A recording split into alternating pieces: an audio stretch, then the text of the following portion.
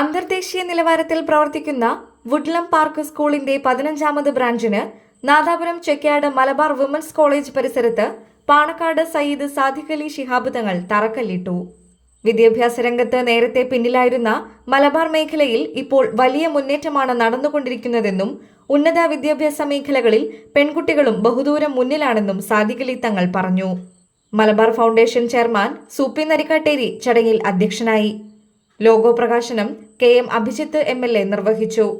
Managing director Siddique Palullathil തങ്ങൾക്ക് ഉപഹാരം നൽകി.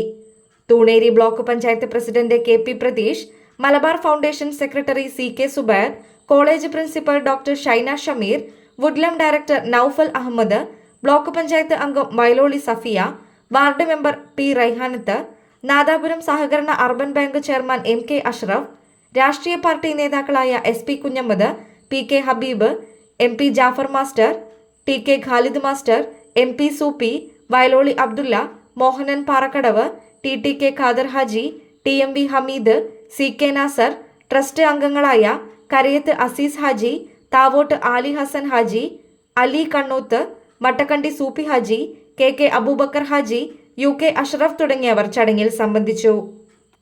News desk media vision.